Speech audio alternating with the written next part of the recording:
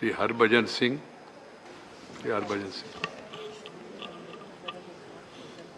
माननीय अध्यक्ष महोदय जी, सबसे पहले तो मैं आपका शुक्रिया अदा करना चाहता हूं कि मुझे आज मौका मिल रहा है यहाँ बोलने का और आप सबके बीच में आया हूं। तो माननीय महोदय जी, मैं अफ़गानिस्तान में गुरुद्वारे और सिखों पर हो रहे हमले के बारे में बोलने के लिए खड़ा हुआ हूं। ये एक ऐसा मुद्दा है जिसने न केवल दुनिया के किसी भी कोने में रहने वाले हर सिख की भावना को आहत किया है, बल्कि ये एक सिख होने की पहचान पर हमला है। इस तरह के हमले हमें कई सवाल करने के लिए मजबूर कर देते हैं कि ये हमले हमारे ऊपर ही क्यों हमें निशाना बनाया जा रहा है।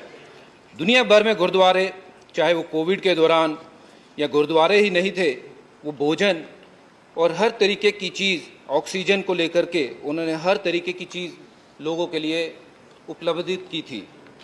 स्वतंत्रता के बाद के समय की बात करूं तो देश के सिखों के योगदान के बारे में हम सबको पता है। जीडीपी की बात करूं, रोजगार की बात करूं या दान धर्म की बात करूं तो सिख हमेशा सबसे आगे रहा है। सिख समुदाय भारत और अन्य देशों के बीच संबंधों में एक मजबूत कड़ी रहा है। वो अपने साहस, पराक्रम और कड़ी मेहनत के लिए जाने जाते हैं। और ये सब होने के बावजूद हमारे साथ ऐसा सलूक क्यों? 18 जून को काबुल में गुरुद्वारा दशमेश पिता गुरु गोविंद सिंह करता पवन में कई धमाके हुए। परिसर की ओर जाने वाले किले और दरवाजे के बाहर उग्रवादियों ने गोलियां चला दी, जिसमें 2 लोगों की मृत्यु हुई और कई घायल हुए। 25 मार्च 2020 को आईएस के बंदूकधारियों ने आत्मघाती हमलावरों ने काबुल के गुरुद्वारों पर राय साहेब पर हमला किया। बताया जाता है कि इमारत में 200 लोग थे, जिसमें बच्चों समेत 25 सिखों की मौत हुई। राय साहेब गुरुद्वारा हमले में मारे जाने वाले जो लोग थे, उनके अंतिम संस्कार के अगले दिन फिर और एक हमला हुआ। 2018 में एक आत्मघाती हमलावर के पूर्वी शहर जलालाबाद में एक सभा पर हमला किया गया। उसके बाद सर, मैं आपको बताना चाहता हूं कि अफगानिस्तान कभी हजारों सिखों और हिंदुओं का घर था, लेकिन दर्शकों के संघर्ष के कारण ये संख्या कम होकर मुट्ठी भर रह गई है।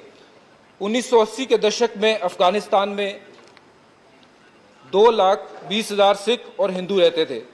1990 के दशक की शुरुआत में ये आंकड़ा गिरकर 15,000 और 2016 में गिरकर 1,350 हो गया है। जलालाबाद के हमले के समय 1,500 सिख थे।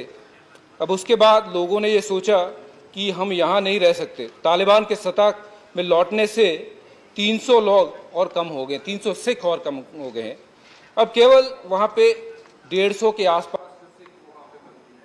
प्लीज हरभजन जी 0 और को 3 मिनट ही टाइम देते।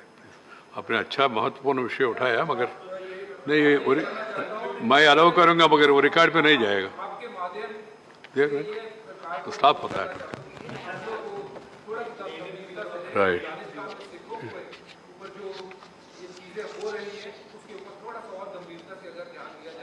राइट। हरभजन जी हमारा जाने माने क्रिकेटर है, सबको मालूम है। जो इन्होंने विषय उठाया वो महत्वपूर्ण विषय है, तो मेरे ख्याल से विदेश मंत्री उसके ऊपर और ध्यान देंगे।